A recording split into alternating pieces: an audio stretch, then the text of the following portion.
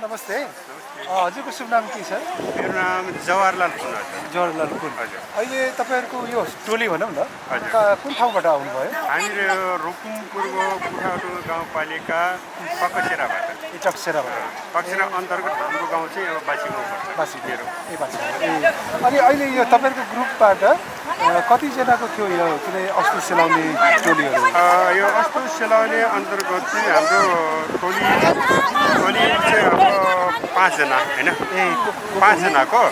त्यसमा चाहिँ अब कसैको श्रीमान बितेको, कसैको छोरा बितेको, कसैको श्रीमती बितेको होइन, घरको कुनै पनि भित्र नि। त्यसमा चाहिँ अब उसले चाहिँ अब सक्नेले चाहिँ यहाँ आउने अनि नसक्नेहरूले उता पनि यस्तो दोभान हुन्छ है, उता पनि अब त्रिवेणी भन्नेतिर पनि उता पनि सिलाउँछन्। अहिले यहाँसम्म चाहिँ अब आउनु सक्नेले यो गन्दगी रेडी भन्छ होइन, त्यसमा चाहिँ आउने अब हाम्रो परम्परादेखि नै अब हाम्रो मगरहरूको एउटा समुदायको एउटा कल्चर भएको कारणले अब यहाँ यस्तो सिलाएपछि अब त्यो जो मरेर गयो नि त्यसलाई पनि अब राम्रो हुन्छ भनेर पछि पनि अब पुनास भन्छ के अरे हाम्रो काम उबाट चाहिँ पछि चाहिँ फेरि भेट हुन्छ, भेटघाट हुन्छ। जो छोराछोरी के भयो चाहिँ अब स्वर्गमा भयो नि, त्यसमा चाहिँ हामी पनि जान चाहिँ त्यो भेट हुन्छ भन्ने चाहिँ अब दन्ते कथा जस्तो यो पुरानो अब एउटा मान्यता चाहिँ अब त्यो अग्रजहरूबाट चाहिँ अब थाहा पाएको कुरा चाहिँ। अनि यो एउटा दिन छ जस्तो अब यो अलि अँध्यारीमा आयौँ त हामी त, घाम लागेर दिउँसम्म गरे हुँदैन थियो के रहेछ यो विशेष छ? हाम्रो अलिकति बिहानै आयो भने अलिकति यो दिन हुन्छ के दिन शुभ बिहान यो यसको चाहिँ अब यो टाइम अनुसार कि अब सबेर आउनुपर्छ कि अलिकति पछाडि यो टाइम यसको टाइम हुन्छ, टाइम अनुसार चाहिँ सक्दोभर चाहिँ अब बिहानै गरेपछि चाहिँ अब राम्रो हुन्छ भन्ने चाहिँ शुभ हुन्छ भन्ने चाहिँ हाम्रो मान्यता।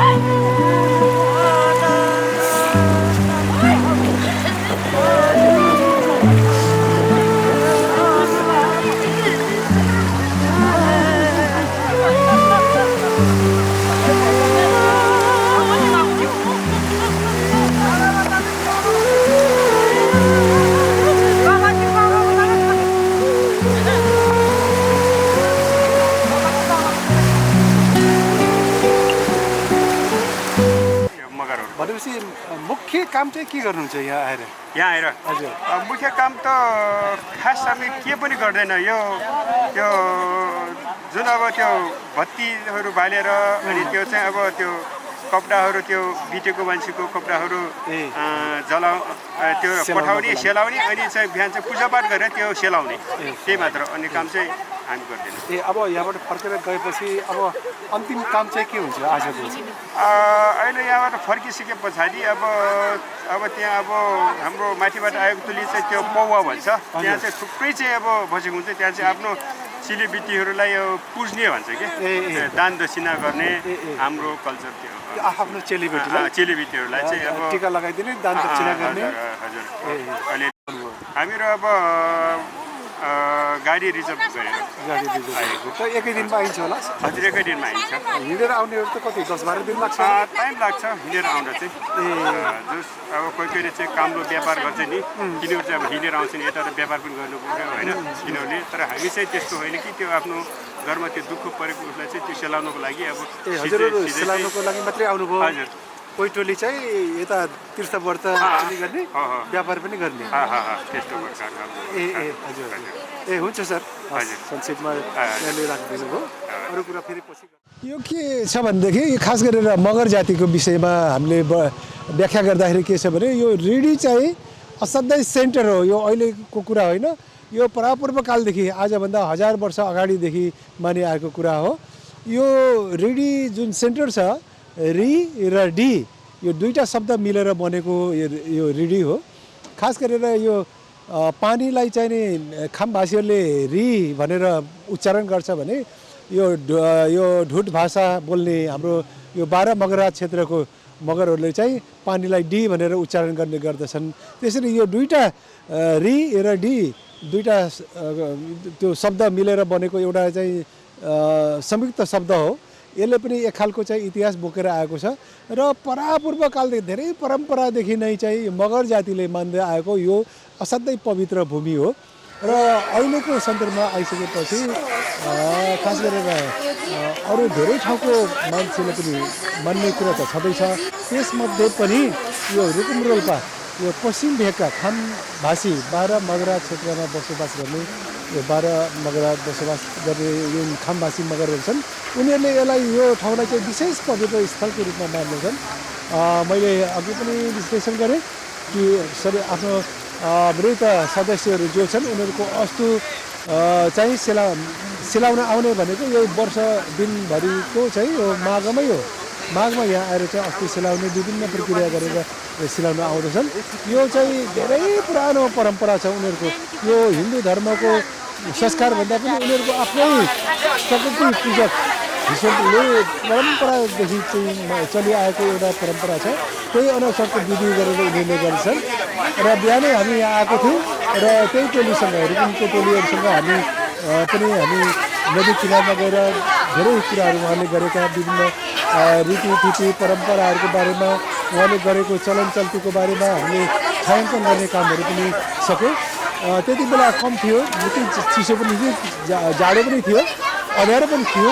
तर यति बेला देख्छौँ अहिले चाहिँ पुलमा पनि हामी देखिरहन्छौँ मान्छेहरू चारैतिरबाट चाहिँ निकै आइराखेको अवस्था छ। गाडीहरू गाडी चाहिँ रिजर्भ गरेर यो क्षेत्रमा आउने क्रमहरू एकदमै बढिराखेको छ।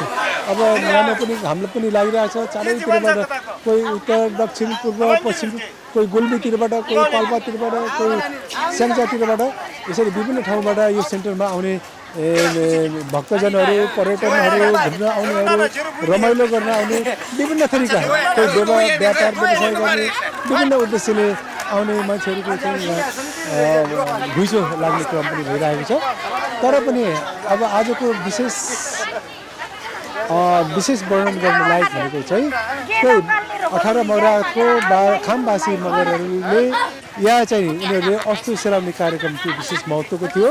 उनीहरूको आफ्नै किसिमको संस्कार, संस्कृति, रीतिरिवाज, चलचलन छ। त्यही विधि अनुसारको उनीहरूले अस्तु सेलाउने कार्यक्रम चाहिँ बिहानै 6 बजेभित्रै चाहिँ उनीहरूले सक्दो रहेछन्। 4, साढे 4 बजीदेखि सुरु गरेर 6 बजेभित्र उनीहरूले अस्तु सेलाउने कार्यक्रम सक्दो रहेछन् र फर्किने बेलामा बाटोमा बस्ने माग्नेहरूलाई चाहिँ आफ्नो सफलता अनुसारको दान दक्षिणा गर्दै जाने र उनीहरूको आफू बास बसेको स्थलमा गएर सबै जम्मा भएर उनीहरूको आफ्नो त्यो समाज होला भनौँ न, चेलीबेटीहरू सबै कहीँ जम्मा हुन्छन् र सबै फेरि त्यसपछि चेली माइतीले चाहिँ अब माइतीहरूले चाहिँ अब दान दक्षिणा गर्ने, फेरि त्यसको सट्टामा फेरि चेलीहरूले चाहिँ माइतीलाई फेरि रक्सी दिने, यसरी चाहिँ चेली माइती दुवै पक्षको लेनदेनको कुराहरू पनि उनीहरूले सम्पन्न गर्छन् र यसपछि चाहिँ अब उनीहरूले त्यसपछि आफूसँग ल्याएको व्यापार व्यवसायहरू सम्पन्न गरेर सकेपछि फेरि उनीहरू आफ्नो समूह ताती लगाएर फेरि फर्किने सिक्रेट पनि धेरै रहेछ।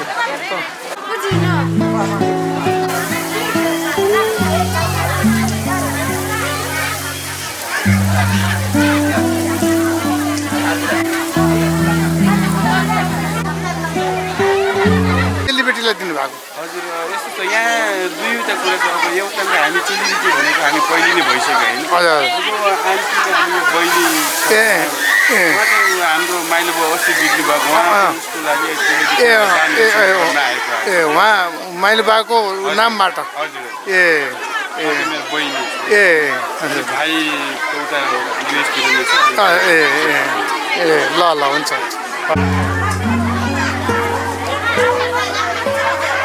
सुन्नु त रक्सी पनि बाँड्नु